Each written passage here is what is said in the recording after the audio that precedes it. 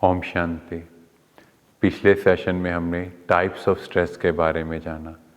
आज हम जानेंगे कि स्ट्रेस से कैसे हमारी फिजिकल मेंटल लाइफ इफ़ेक्ट हो रही है और इवन उसका इफ़ेक्ट हमारी वर्क लाइफ प्रोफेशनल लाइफ में भी आ रहा है।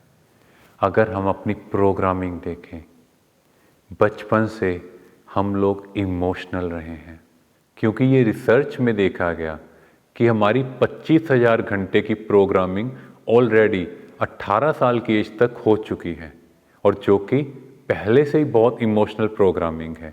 इसीलिए हम लोगों को गुस्सा करने में कितना टाइम लगता है, इमोशनल होने में कितना टाइम लगता है, पर दोबारा से उस मूड को फिर से रिवाइंड करने के लिए मीन्स फिर से स्टेबल होने में हमें कितना टाइम लगता है।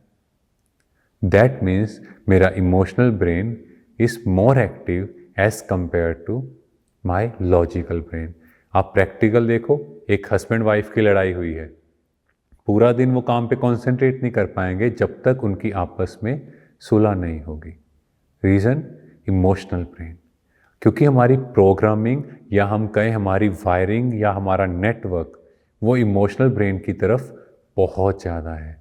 इसीलिए हम छोटी छोटी बातों में इमोशनल हो जाते हैं और जब स्ट्रेस होता है तो हमारा amygdala that gets very active.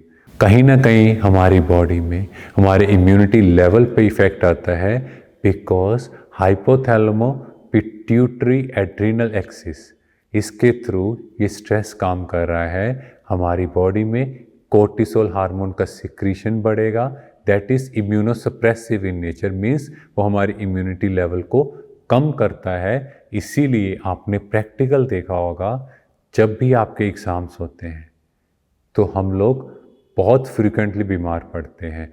और अगर हम सिंपल समझें तो जैसे पॉजिटिव इमोशंस मैंने क्रिएट किए तो पॉजिटिव न्यूरोपेप्टाइड्स हुए, एंडोर्फिन एनकेफ्लिन्स हुआ और उनकी तरफ से हीलिंग एनर्जी या हम कहें हेल्थ क्रिएट हो रही है, तो हम हेल्दी पॉजिटिव इमोशंस ही हुए।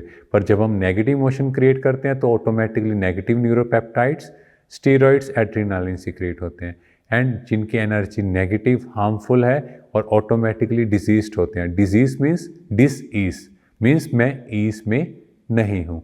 जैसे केस रिसर्च में देखा गया, एक लेडी को थायराइड गॉइटर था, उसको सर्जिकली रिमूव किया गया, फिर उसके बाद देखा गया कुछ टाइम बाद उसे इंडाइजेशन एंड गैस्ट्रिक अल्सर हुआ, उसकी हीलिंग हुई। देन क्रॉनिक नेफ्राइटिस हुआ। तो टोटल जो ट्रीटमेंट था वो 10 साल चला और देखा गया कि वो लेडी घर में अकेले रहती थी and she was suffering from depression. That was the reason उसको बार बार कोई ना कोई इलनेस हो रही थी। एंड थर्ड, हमारा परफॉर्मेंस लेवल, जैसे जैसे स्ट्रेस बढ़ता जाएगा हमारा परफॉर्मेंस कम होता जाएगा, बिकॉज हम अपने काम पे फोकस ही नहीं कर पाएंगे। वो बार बार नेगेटिव इमोशंस मुझे खींचेंगे और अल्टीमेटली क्या होगा, मुझे होपलेसनेस की फीलिंग आएगी, लाइफ में एंथुसियाज्म ख़त्म हो जाएगा, कोई मोटिवेशन नहीं रहेगा। और अगले सेशन में हम जानेंगे कि ये जो सिचुएशंस आती हैं ये हमें बेटर पर्सन बना रही हैं। ओम शांति।